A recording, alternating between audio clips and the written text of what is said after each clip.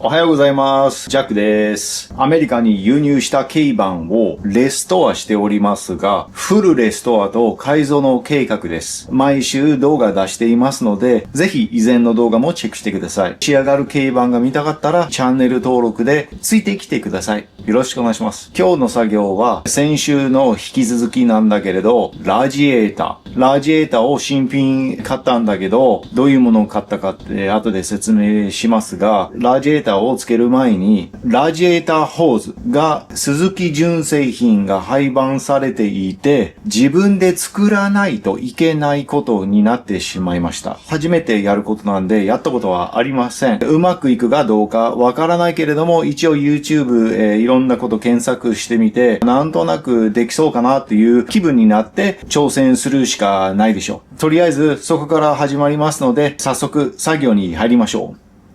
はい、これは車の前なんだけど、冷却水のパイプが後ろのエンジンまで行くんだけど、この2つはラジエーターに行くんだけど、この2本のホーズが一応変えたからそれは問題ないんだけど、この真ん中の2つは、この上にあるヒーターコアまで引かないといけないんだけど、その2本のホーズが廃盤されていて、ホーズを作らないといけないです。ちなみに、このバキュームホーズも買ってきたから、これを、この角度はそんなひどくないから、多分、折らないと思うから、とりあえずそのままつけて、あとは、この、ラジエーターのキャップ、オーバーフローだっけ？そのオーバーフローのホーズ買ってきたから、それはそのまま装着できると思う。これがヒーターコアの2本。上に90度が曲がってあり、真ん中にゆっくりの曲がりがあるんだけど、下の方がまた90度です。で、もう1本は、ものすごく似ています。大体同じですね。この長いホーズを買ってきましたから、この同じように曲げないといけない90度だけど、見れば折ってしまいますよね。で、そうすると、冷却水が流れないっていうことによって良くないであって、どうやってやればいいか、とりあえず YouTube で見つけた方法をやります。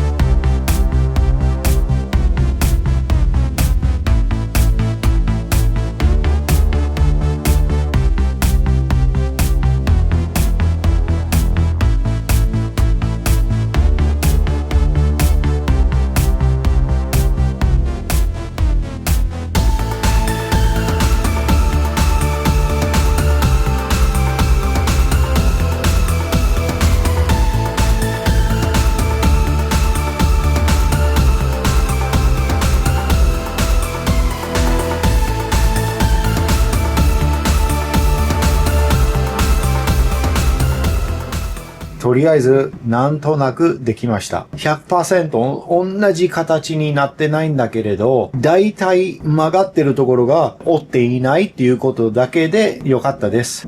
いつものパターンで 100% 狙わずに適当オーサンスタイルで 75% です。大体の形ができたから、この方法が良かったと思います。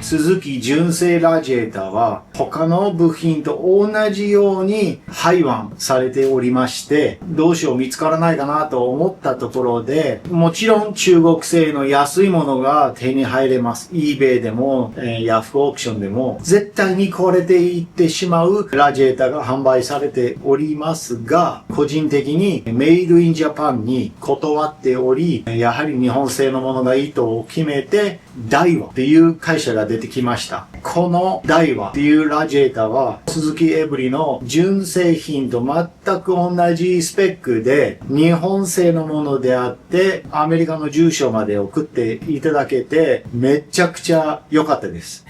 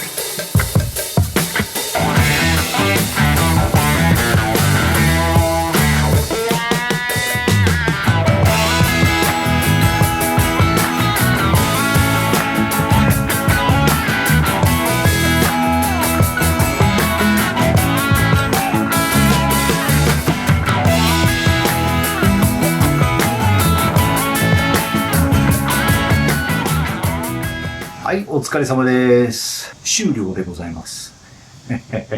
先週、ものすごく綺麗にしたラジエーターシュラウド、そしてコアサポートの引き続きで日本製のダイワっていうメーカーさんのラジエーターつけました。めっちゃめちゃ嬉しい。前側が車っぽくなったね。いろんな作業をしてきたんだけど、やっぱりラジエーターの完成が嬉しいですよね。まだまだ先が長いからさ、後ろのエンジンが待ってるからさ、だいたい前側が終わったら、後ろのエンジンのあたりでまた集中しますけど、ということですので、今までご視聴していただきましてありがとうございます。この適当おっさんのレストレーションで仕上がる軽バンが見たかったら、ぜひチャンネル登録もよろしくお願いします。では、今週のプログレスをご覧ください。その前に、整備士の薬、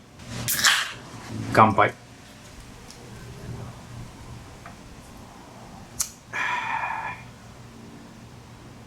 うまい。